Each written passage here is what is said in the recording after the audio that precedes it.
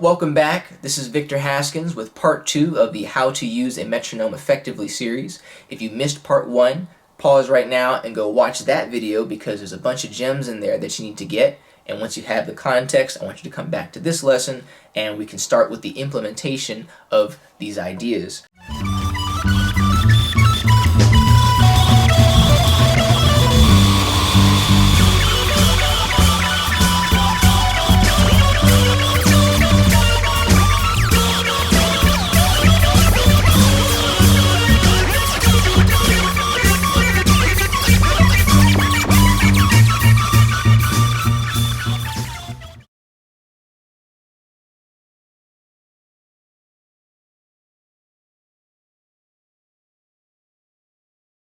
So, our target tempo is 100 beats per minute. That's going to get us to moderato. That's our target tempo, our performance tempo. We will not start practicing there. Instead, we're going to start practicing at what? The tempo that is slow enough for us to have complete control of the musical elements on which we are working, which means we're going to start in bar 8 at a tempo of 60 beats per minute.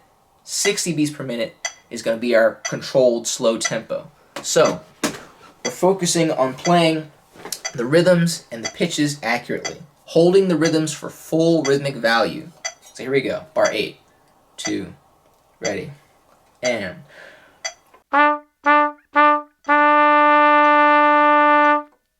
great, nailed it. Held that half note for the full 2 beats. Half note on bar 8 starts on beat 3 and ends on beat 1 of the next imaginary measure because it is the last measure of the piece. It does not end any time before that. The only time when we're playing a note that we don't hold it the full value is when there's articulation that dictates that, like a staccato, okay? So, we're now going to play bar 7 and bar 8 since we nailed bar 8. We're going to add bar 7 to that at 60 beats per minute. Here we go. 1, 2, right, and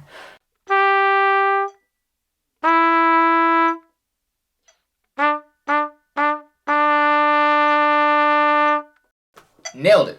Great. That's exactly what we want, is to keep playing consistently, getting all the pitches accurate, getting all the rhythms accurate. I'm not struggling with any of it. I played those quarter notes full value. Quarter note on beat 1 starts on beat 1, ends on beat 2. Quarter note on beat 3 of bar 7 starts on beat 3, ends on beat 4. So you hold those notes full value unless an articulation tells you different. Here we go. Adding bar 6 to what we just did. So bar 6, 7, and 8 at 60 beats per minute. Here we go.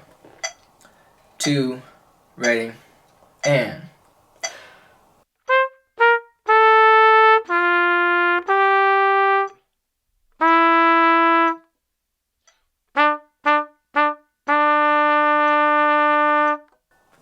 great. Nailed that also, okay?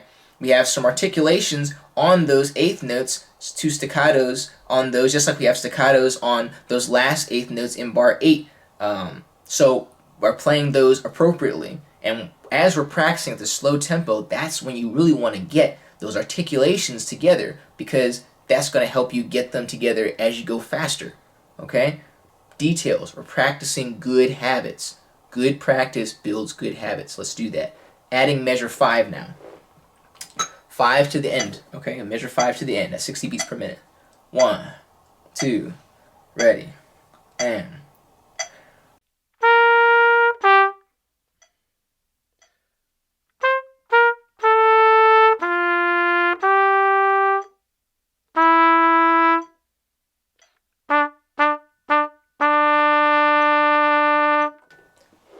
great.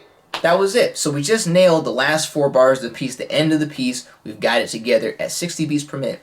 Here is the secret sauce of metronome practice. I'm about to give you this secret right here, okay? This is the tempo we were just practicing at, 60 beats per minute. Guess what we're going to do next? We're going to practice it at 61 beats per minute. Yeah. Could you tell a difference between 60 and 61? If you said yes, you're a liar, because I know you can't detect the difference between 60 and 61. And that's the point, by the way. That's the point, is that you can't detect the difference between 60 and 61 beats per minute.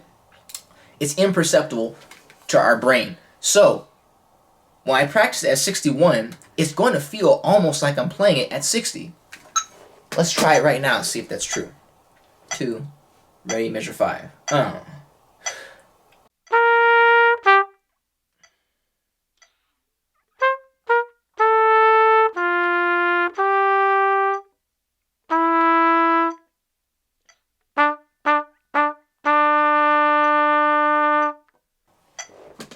Easy.